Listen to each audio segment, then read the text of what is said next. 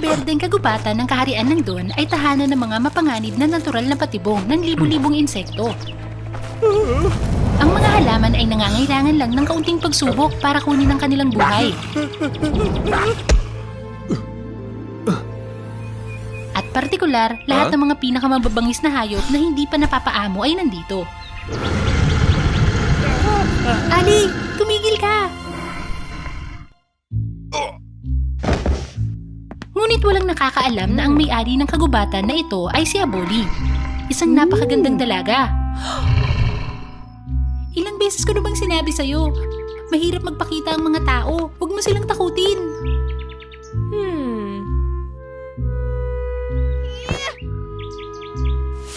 Huh? Halika, pananagutan mo ang ginawa mo para maging mabuting bata. Alam mo, ako isang parehong bata na dinala ng Diyos ng lobo. Mula nang siya ipinanganak, si Aboli ay iniwan ng kanyang mga magulang sa gilid ng kagubatan. Siya inalagaan at tinuruan ng Diyos ng lobo. Huh?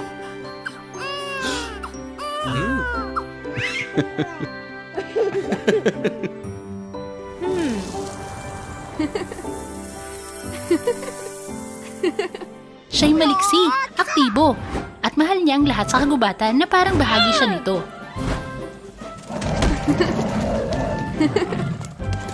Tinuruan ng lobo si Aboli ng wika ng tao. Sinabi sa kanya ang tungkol sa kanyang kapwa. Umaasa na balang araw mahahanap niya ang kanyang pinagmulan. Pagkatapos ng kanyang pagpanaw, ipinasa niya ang kanyang katayuan bilang may-ari ng berdeng kagubatan kay Aboli. Gamit ang mahalagang sungay, nakuha niya ito at nakontrol niya ang espiritu ng kagubatan. Aboli, isa pa. Tandaan mong wag hayaang lumaban ng mababangis na hayop at makapinsala sa maharlikang pamilya. Sa kagandahang loob ng dating hari, iniwan ko ang sumpa na sino mang gumamit ng kapangyarihan ng kagubatan para saktan ng maharlikang pamilya ay mapaparusahan. Sa makatuwid, kailangan kong gawin ng parehong mabubuting bagay para maging karapat-dapat sa posisyon ng pinuno. Dahil sinabi niya, dinala ni Aboli ang binata upang bantayan siya. Huh? Silang dalawa ay naglaan ng maganda at masasayang oras na magkasama habang ginagamot niya ang kanyang mga sugat.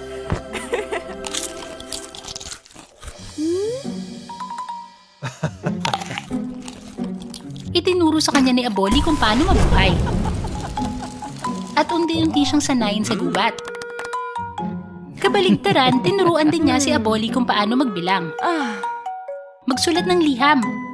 Magkwento tungkol sa mga bayan at mayamang nayon. Sa kanyang kwento, unti-unting naintriga si Aboli. Nanaginip tungkol sa mahiwagang lupain, kung saan may taong tulad niya. Dahil limitado ang oras, kailangan ng umuwi ng binata. Ano ka ba? Huwag kang umiyak. Babalik talaga ako. Kapag nasagot mo na ang tanong na iniwan ko sa'yo, babalik ako at bibigyan kita ng malaking regalo. Bagamat hindi niya naiintindihan na ito'y pag-ibig, alam pa rin niya ang pananabik at pag-asam nito. Dalawa ba to, Ali? Oo, tama. Dapat kong gantimpalaan ka. Pagbalik niya, ang binata pala ay si Aiden. Ang prinsipe ng Dawn. Nais niyang ibalik si Aboli sa sibilisadong buhay. Malayo sa lumang kagubatan kung saan siya lumaki. Gusto talaga kita, ngunit kailangan ako ng kagubatang ito. Hindi ako makakaalis. Mula nang namatay ang lobo, lumitaw ang mga ngaso. At pinatay ang mga mababangis na hayop. Aboli, kapag naging asawa kita, pwede mo pa rin protektahan ang gubat sa kasunduang bawal mangaso. Sa pagtanggap ng pangako na magiging ligtas ang kanyang mga tao, mahal din ni Aboli ang prinsipe at gusto niyang malaman ang tungkol sa buhay na pinagmulan niya. Kaya pumayag siyang sumama sa prinsipe. Hindi tulad ni Prinsipe Aiden, lahat ng tao sa maharlikang pamilya ay hindi kinikilala ang tunay niyang pagkatao. Binago nila si Aboli, maging katulad nila, mula sa pagkain, pagtayo, pag-uugali, hanggang sa mahirap na mga ritual. Hindi bumagay, labis na nalungkot si Aboli, siya'y miserable. Sinubukan pa niyang itago ang pangungot niyang ito at hindi patas na pakikitungo ng reyna at mga prinsesa para hindi maabala ang prinsipe. Aboli, may gusto kong sabihin sa'yo. Sabihin mo. May dumi lang sa mata ko. May tinatago ako sa'yo. Sa totoo lang, gusto ng aking ama na pakasalan ko ang prinsesa ng karatig bansa para lumakas ang militar. Ang pangako ng proteksyon ng kagubatan ay dahil naisip niya, mayroon kang walang kapantay na kapangyarihan. Alam ko, hindi ako gusto ng mga tao. Aiden, iiwan mo ba ako para magpakasal sa iba? Hindi, syempre hindi. May paraan pa. Pero Pero ano? Sabihin mo sa akin. nagkalat ang pagnanakaw. Ang prinsipe na magrebelde ay makakatanggap ng pabor mula sa hari. Kaya kung kaya kong gawin yun, tiyak na magkakasama tayo. Sayang lang hindi ako sariling anak ng reyna. Walang suporta o kapangyarihan. Mahirap makuha yung pabor. Nasaksihan ni Aboli na masama ang loob ng kasintahan. Naisip ni Aboli na di magtatagal lahat ng meron siya ay pag-aari niya. Ibinigay niya sa prinsipe ang kanyang sungay na kwintas na magtataboy sa mga ligaw na hayop para maging hukbong walang tatalo. Sa araw ng pagkawasak, ang mga prinsipe walang dalang mga trumpeta. Ang mga sundalo ay naghawak ng kanilang mga kamay at si Prinsipe Aiden ay pinagtawanan dahil siya'y nag-iisa. Hoy, kapatid ko! Nasaan ang iyong bantay? Kung ako sa'yo, paano ko sasakay sa kabayo at maglalakad at tatalunin ng bahay ng manok at walang sasabihin ng mga tulisan?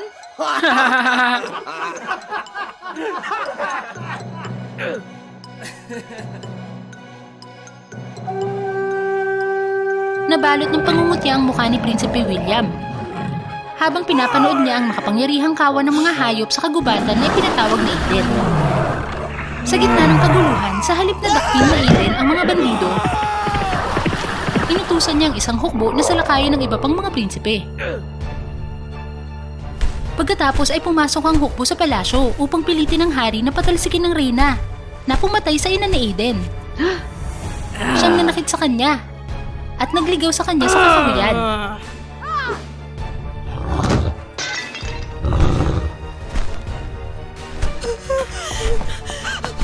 Hindi!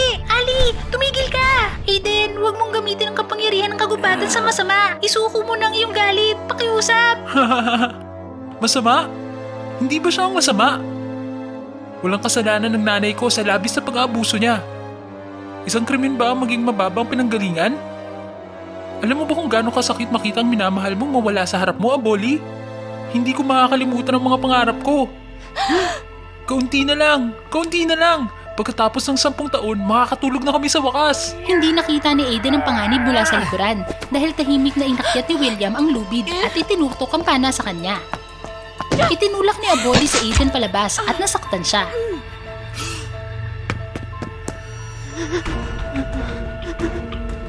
Walang awa na lumapit si William. Kinuha ang sungay sa sulok. Nais niyang gamitin ang bilangguan at kontrolin ang mga ligaw na hayop. At pilitin ang kanyang ama na ibigay sa kanyang trono. Aboli, buksan mo iyong mga mata. Patawad. Kasalanan ko ang lahat. Kasalanan ko ang lahat. Pakiusap, dumilat ka. Huwag kang matulog. Huwag kang umiyak.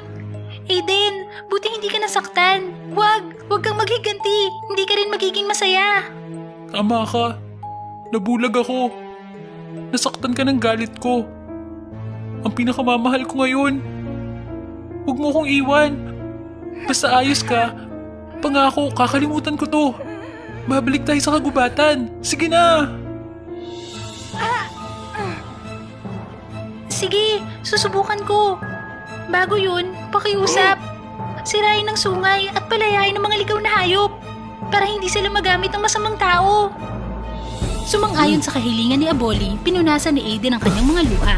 Pilit na inilabas ang kanyang espada. Hinipan ni William ang sungay. At kaagad ang lobo na si Ali na nasa pintuan ay umungol na parang gusto niyang lamunin ang buhay ng karibal ng kanyang amo. Ang berdeng kagubatan ay tahanan. Magkaibigan ng mga hayop sa gubat. Pag-ibig na walang hanggan. Magpakailanman hindi lalayo. Nakilala ng lobo ang pamilyar na boses. Bumagal ang kanyang mga yapak. Hangal kang hayop! Makinig ka sa akin! Sirain sila! Ako ang iyong Panginoon!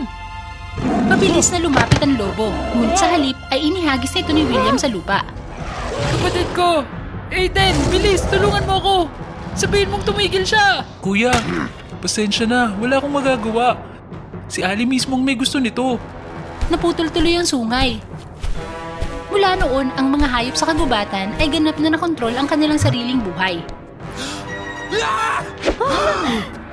Nasaksihan ng sarili niyang plano na nasira, nagalit si William. At pagkatapos ay nagpa siya na parusahan ng sumira nito. Isama mo ako! Pagkatapos sumipol ni Aboli, lumitaw ang isang higanting agila at nakuha silang dalawa, saka lumipad patungo sa gubat. Iniwan ng lahat pati ang malungkot na sigaw ni Prinsipe William. Nawala na ang sungay ng mga hayop. Ngunit naaalala pa rin nila si Aboli bilang malapit nilang kaibigan. Sinubukan nila ang lahat ng pinakamahusay na damo upang pagalingin ang mabait na amo.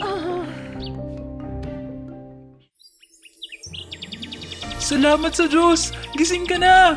Sinunod ang pangako, iniwan ni Aiden ang kanyang galit at poon. Pagkatapos ay namuhay siya kasama ng kalikasan ng maligaya. Samantala, ang Reyna at si Prinsipe William, pinarusahan sila dahil sa kanilang pagtataksil at mga krimen na kanilang ginawa noon. Sa ilalim ng madilim na liwanag ng buwan, maririnig ang kakaibang boses ng isang tao sa tahimik na espasyo. Ang pagkanta ba ito ng diwatang yun? Pero bakit may madilim na ilaw sa paligid niya? May nakatago ba sa likod nito? Alamin natin ito ngayon dito sa WA Fairy Tales. Noong unang panahon sa isang nayon, may nakatirang dalawang mabait na magkapatid na nagangalang Ryan at Clara na masayang namumuhay ng magkasama sa bawat araw. Biglang isang araw, habang papunta na sa trabaho ang dalawa, may narinig silang usap-usapan na ang mga pananim ay tuluyang nasira sa magdamag. Anong nangyari? Hindi ko alam. Hindi etikal na sinasabotahe ang ating pagsisikap nitong nakaraang buwan. Sa tingin ko, ito'y sanhi ng isang madilim na puwersa. Kagabi kasi, narinig ko ang malamultong boses ng babaeng kumakanta sa malapit. Nako, nakakatakot. Hindi ko alam kung ano pa idudulot ang puwersang iyon. Paano kung magbanta pa siya o dakpin ang tulad namin para saktan? Tama yun, kaya kailangan nating tignan ito ng mabuti. Gayunpaman sa mga sumunod na araw, walang nangyaring kakaiba at unti-unting itinuring ito ng mga tao na isang maling kwento. At pagkatapos ay nalimutan na ito. Hanggang sa gabi ng kabilugan ng buwan, nang si Ryan ay natutulog, bigla siyang nakarinig ng kakaibang ingay at tila multo na boses sa paligid ng bahay. Dali-dali siyang tumakbo sa silid ng kanyang kapatid upang bigyan ng babala na mag-ingat sa madilim na puwersa na nandoon sa malapit. Ngunit si Clara ay hindi niya makita kahit saan. Sa pag-aalala sa kanyang kapatid, nagpa siya si Ryan na lumabas ng bahay para hanapin ito kahit na alam niyang maaari niyang harapin ang madilim na puwersa sa labas. Gayunpaman, nang makita niya si Clara, siya'y nagbagong anyo bilang isang magandang bruha ng buwan at nakaupo sa puno at kumakanta. Naku, ang sumpa ng bruhang yun. Nagkatotoo na ba? Yun pala, sina Ryan at Clara ay nagmula sa isang pamilyang sumasamba sa buwan. Gayunpaman, isinakripisyo ng kanyang mga magulang ang kanilang mga sarili upang iligtas siya at ang kanyang kapatid sa isang laban sa maitim na bruha na gustong kunin ang kapangyarihan ng buwan ng kanilang pamilya.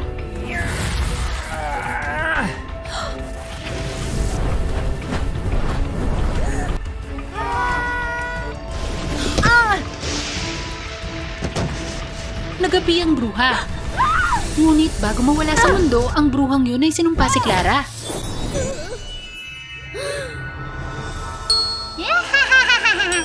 Matalo man ako, pero yung batang yon, siya'y sasapian ko at magiging bruha ng buwan pagdating niya ng 18 sa gabi ng kabilugan ng pulang buwan. Higit pa dyan, gagamitin niya ang kapangyarihan ng buwan para saktan ang mga tao sa paligid niya. Takot na takot si Ryan sa mga oras na yon at tumingin sa kanyang nakababatang kapatid na nasa kanyang mga bisig. Sa kabutihang palad bago pumanaw ang kanyang mga magulang, sinabi nila sa kanya kung paano alisin ang sumpa. Ryan, kung magkakatotoo ang sumpang iyon, tandaan na pumunta sa Wonderland at humingi ng tulong sa mahiwagang Diyos ng usa doon. Naniniwala kami na poprotektahan mong mabuti ang iyong kapatid. Tumango si Ryan at pilit inaalala ang sinabi ng kanyang mga magulang. Dahil masyado pa siyang bata noon, naalala niya ngayon na ang sumpa ay talagang mangyayari sa kanyang kapatid nang nag-18 taong gulang na ito. Sa paghihintay sa paglubog ng buwan, bumalik sa normal si Clara. Pagkatapos ay palihim na inuwi ni Ryan ang kanyang kapatid. Pagkaraan ng ilang sandali, napagtanto ni Ryan na si Clara ay nag-iibang anyo sa gabi ng kabilugan ng buwan. Hindi niya sinaktan ng sino man at hindi naaalala ang nangyari nang siya ay magising. Gayunpaman, hindi niya gustong hayaan ang kanyang kapatid na mabuhay sa ganitong anyo magpakailanman. At natatakot na kapag nalaman ni Clara ang tungkol dito, siya'y matakot. Kaya't nagpasya siyang maghanap ng paraan para alisin ang sumpa para sa kanyang kapatid. Clara, kailangan kong umalis sandali. Manatili ka sa bahay, maging masunurin, alagaan ang iyong sarili, at lalong-lalo na, tandaan na huwag lumabas ng gabi ng kabilugan ng buwan. Tsaka itali mo ang iyong sarili sa araw na to kung hindi pa ako nakakabalik sa oras. Pero bakit hindi mo ko isasama? At bakit hindi ako pwedeng lumabas kapag bilog ang buwan? Hindi ko pa ito maipaliwanag. Ngunit magtiwala ka sa akin. At tandaan na gawin ang sinasabi ko sa'yo.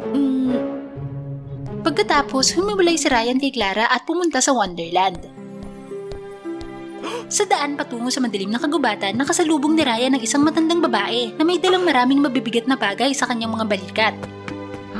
Kaya't hiniling niya na tulungan at iuwi siya.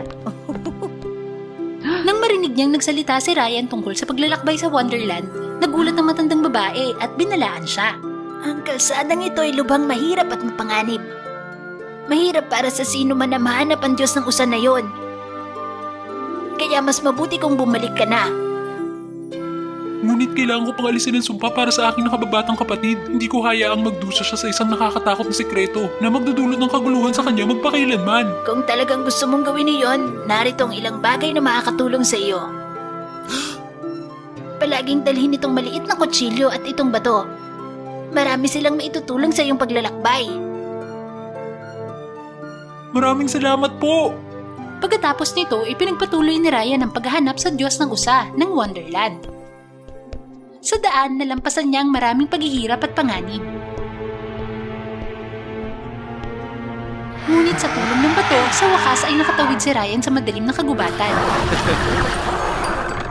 Natalo ang mga nilalang sa paligid at narating ang pintuan ng Wonderland. Namangha si Ryan sa ganda ng lugar.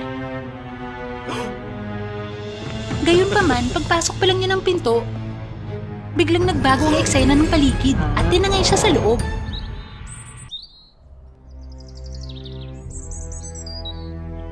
Nang magising si Ryan, nakita niya ang Diyos ng Usa na napakabangis at nakakatakot sa kanyang harapan. Isang mortal. Ang lakas ng loob mong pumasok sa Wonderland na makapangyarihang Diyos ng Usa. Kung saan ako nakatira? Patawarin mo sana ako sa aking pagsuway. Hindi ko intensyon na sakupin ang lupain ito. Ngunit nais ko lang hilingin sa iyo na iligtas si Clara, ang aking kaawa-awang kapatid mula sa sumpa ng matandang itim na bruha. Imposible yan. Sa katunayan, galing sa mga matandang sungay na ito ang lakas ko. Pero nasaktan ako ng bruha. Kaya nawala ang isang bahagi ng lakas ko at hindi na ako makabalik sa pagiging tao. Sa makatuwid, kung kailangan ko isakripisyo ang isang bahagi ng aking lakas, natatakot ako na wala na akong sapat na lakas para mabuhay pa. Dapat ay umalis ka na. Tulungan mo ko. Kung hindi ang aking kapatid ay magiging isang bruha magpakailanman. Wala namang kinalaman ito sa akin.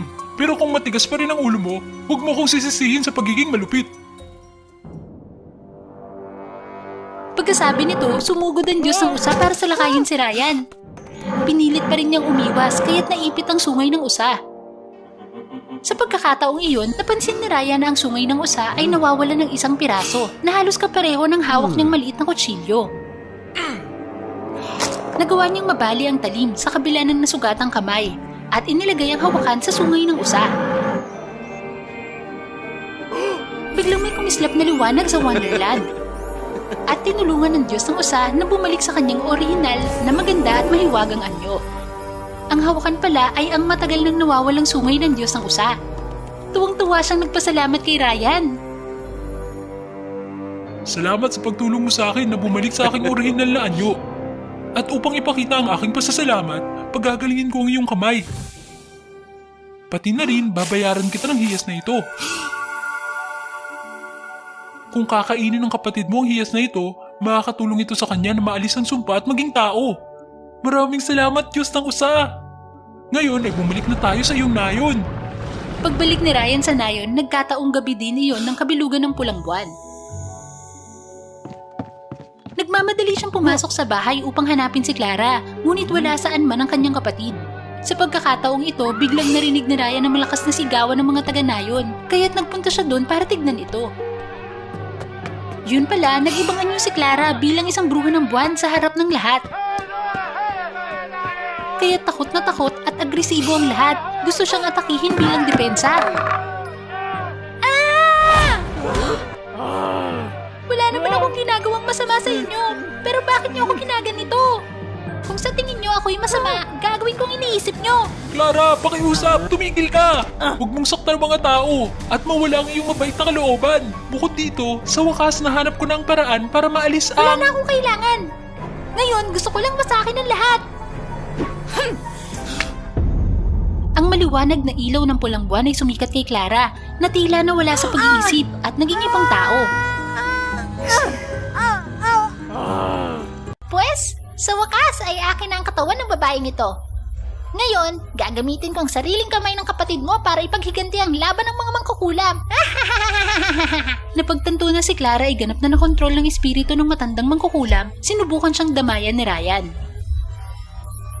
Clara! Pakiusap! Gumising at subukang ipaglaban ng iyong sarili. Huwag mong hayaang matalo ka ng itim na pwersa. Kami ng mga magulang natin, ayaw naming masaktan ka ng ganyan. Walang kwenta. Walang naririnig ang kapatid mo. Pagkasabi nito, pinaputukan ng mahika ng bruha ng buwan si Ryan at nasugatan ito. Kahit ang kapatid ko ay walang naririnig ngayon, pero pakiusap, pagkatapos itong labanan, palayain mo na si Clara. Ipagpapalit ko ang buhay na ito para sa aking kapatid. Kung gayon, kung siya'y kusang sumuko, ito'y makakatipid ng aking enerhiya. Pero teka, matapos siyang talunin ng mabilis, tatalikod ako at tatalunin ng babaeng ito. Sige, bibigyan kita ng pabor pagkatapos kong talunin ka. Gayunpaman nang ang bruha ng buwan na si Clara ay magpaputok ng mahika kay Ryan, mabilis niyang ibinato ang hiyas kay Clara. Isang ilaw ang kumislap, dahilan upang maalis ang spirito ng bruha at tinulungan ng kanyang kapatid na bumalik sa kanyang normal na sarili. Napag-alaman na habang si Ryan ay natumba sa huling pagkakataon at sinubukang gamitin ang kanyang mga salita para kunin ang atensyon ng bruhang si Clara at maisagawa ang plano. Sa wakas ay nagawang alisin ni Ryan at Clara ang sumpa at ikinwento ang lumang storya sa mga tao. Pagkatapos nito, ang magkapatid at ang mga tao ay nagpatuloy sa pagtatayo ng nayon ng mas maunlad at mas mahusay para sa marami pang taon na darating. Sina Bruno at Madrigal ay hindi lang masayang mag-asawa, kundi mga makapangyarihang mangkukulam na nagpoprotekta sa Utopia, ang lungsod ng liwanag, kapayapaan at kasaganaan. Isang araw, nagpakita si Bael, isang masamang demonyong hari na may ambisyong sakupin ng Utopia.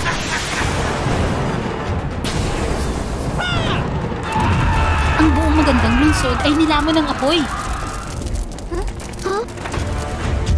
Mabilis na dumating sina Bruno at Madrigal para kumprontahin si Bael. Bael, tignan mo ang aking kapangyarihan! At ngayon ang sandali para bumalik ang araw.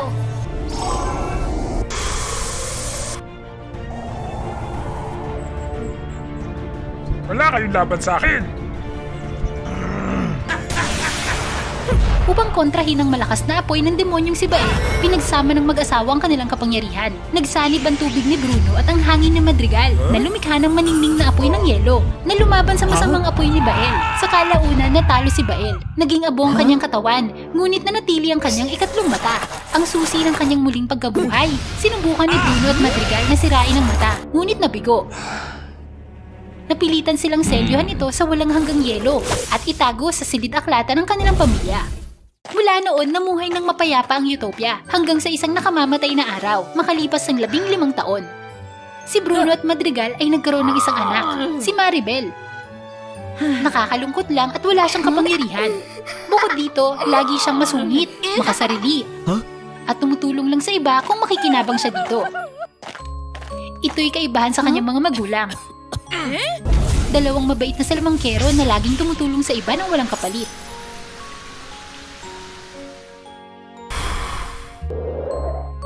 Bilang praktikal na bata, nagagalit siya nang makita ang mga magulang niya na tumutulong sa lahat ng walang kapalit. Dapat maningil ang mga magulang ko ng pera. Ang pagiging praktikal na ganyan ay hindi maganda, Maribel. Tama ang nanay mo. Sa buhay, may mas mahalagang bagay kaysa pera.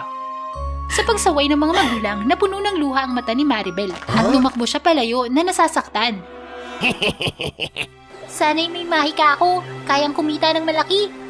At patunayan sa mga magulang ko na hindi mali ang pananaw ko sa buhay. Naiintindihan ko na ang iyong sakit. Kung gusto mo ng mahika, hanapin ang librong nakatago sa silid-aklatan ng pamilya mo. Matutupad ang iyong hiling. Umuwi si Maribel, naghahanap sa silid-aklatan. Ngunit hindi mahanap ang aklat na binanggit na estranghero. Nang malapit na siyang sumuko, may kakaibang nangyari. Iyon ang librong pambata na kailangan niya. Pero takip lang ito ng libro.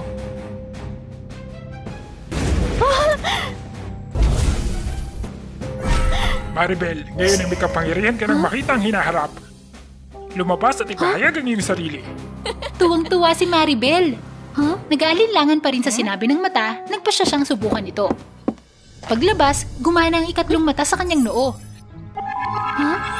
Nakita ni Maribel ang pangitain sa hinaharap kung saan ang maitim na ulap ay bumalot sa langit at may malakas na bagyo na may kasamang kulog ang paparating. Nang matapos ang lahat at bumalik siya sa nagliliyab na araw sa kasalukuyan, ibinahagi ni Maribel ang kanyang pangitain, ngunit walang naniwala sa kanya at kinutya pa siya. Hindi nagtagal, bumuhos ang malakas na ulan na ikinagulat ng lahat. Pagkatapos nito, gumawa si Maribel ang mga tumpak na hula. Tinitiyak ang paghanga ng mga tao. Tiwala sa kanyang kakayahang mahulaan ng kapalaran, nagbukas si Maribel ng tindahan ng pagbabasa ng kapalaran. Si Eric, na adik sa pagsusugal, ay nilapitan si Maribel. Hinihiling sa kanya na hulaan ang kahihinatnan ng karera ng kabayo. Gamit ang kanyang ikatlong mata, nakita ni Maribel ang hinaharap. Napagtanto ni Maribel na nakikita lang niya ang malapit na hinaharap. Dali na, sagutin mo na ako, bilis! Natukso sa malaking bayan ni Eric na antig si Maribel. Sa hinaharap, isang puting kabayo ang muntik niyang tumawid sa dulo. Tiyak naman nanalo ito.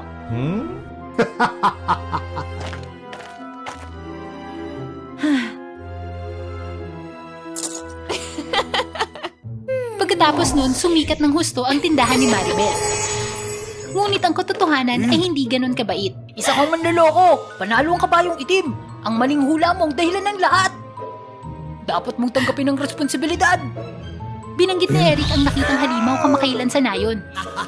Hinahabol ito ng makapangyarihang mag-asawang salamangkero, ngunit nabigo. Hiniling ni Eric na tulungan siya ni Maribel na mahanap ito at kunin ang hinahanap na halimaw para sa malaking gantimpala mula sa alkalde upang mabayaran ang kanyang pagkatalo sa taya. Gamit ang kanyang ikatlong mata, madaling nakita ni Maribel ang lokasyon ng halimaw. Nang gabing iyon sa isang kagubatan sa likod ng lungsod. Sa inaasahang lugar ng halimaw, naghukay si Eric ng malalim at naglatag ng lambat habang tinakpan nito ni Maribel ng patong ng pagbabalat kayo.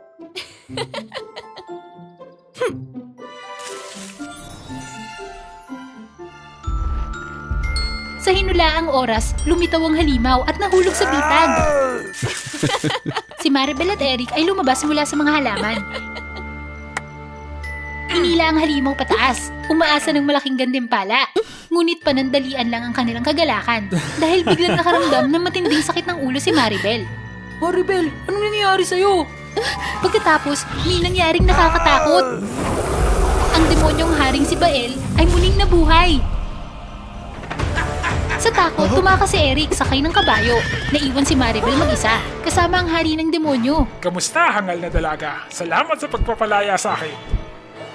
Yun pala, pagkatapos masira ang katawan ni Bael, ang kanyang espiritu ay nanatili sa mundo, nabubuhay sa pamamagitan ng pagsanib sa mga katawan.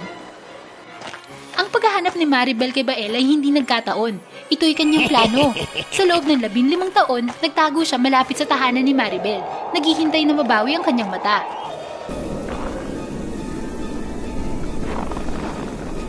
Ang matandang gumabay kay Maribel ay isa sa kanyang alagad, at gayon din ang naunang halimaw.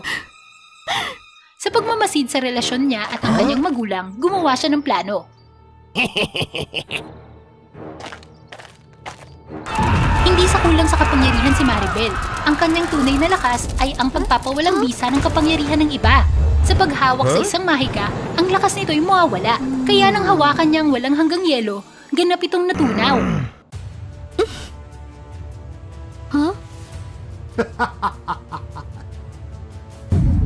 Sa pag-iisip sa nalalapit na panganib sa kanyang mga magulang at utopia, umiyak si Maribel sa pangihinayang sa kanyang pagiging makasarili.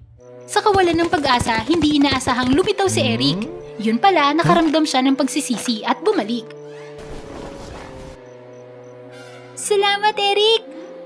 Hindi kailangan magpasalamat sa akin. Kapag namatay ka, hindi ko alam kung kanino kukunin ang utang. Pagkatapos, sina Maribel at Eric ay sumalakay pabalik sa Utopia upang pigilan si Bael. Bumalik si Bael upang sirain ang Utopia. Ang lungsod ay muling nilamon ng kadiliman at apoy ng demonyo, tulad ng 15 taon nang nakakalipas. Sa pagkakataong ito, mas malakas na si Bael, na sinipsip niya ang mahiwagang kapangyarihan mula sa walang hanggang yelo sa loob ng 15 taon. Nahirapan sina Bruno at Madrigal na pigilan si Bael at nabigo sila, na bumagsak sa lupa. Minamahal kong mag-asawang salamangkero. Ito ang magiging regalo ko sa inyo.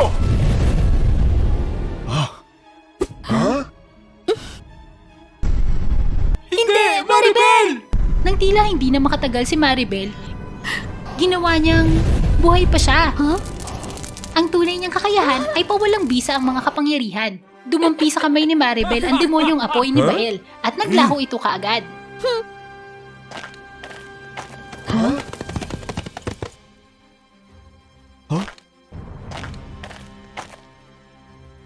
Sinugod ni Maribel si Bael. Galit na tinira siya ni Bael ng demonyong apoy, ngunit hindi ito epektibo. Sige, anak! Sige, anak! Ituloy mo, Maribel! Mabuhay ka at bayaran mo ako! Bael, bumalik ka sa pagiging abo! Hangal ka! Hindi! Ikaw! Ikaw! Sa pagkakataong ito, hindi na pinahintulutan si Bael na mabuhay muli. Hinawakan ni Maribel ang mata at sinunog ito. Tulad ng masayang pagtatapos, 15 taon lang nakakalipas, kinamit ni Madrigal ang hangin upang linisin ang madilim na ulap. Lumikha si Bruno ng ulan upang mapatay ang apoy ng demonyo. Bumalik ang liwanag at kapayapaan sa Utopia. Inay, Itay, patawad po. Sa wakas naintindihan ko na hindi pera ang sukatan ng halaga ng kabaitan. Pagkatapos, ang pamilya ay namuhay ng maligaya, tumutulong sa iba nang walang kapalit. Maribel, wag mong kalimutang bayaran ako, ha?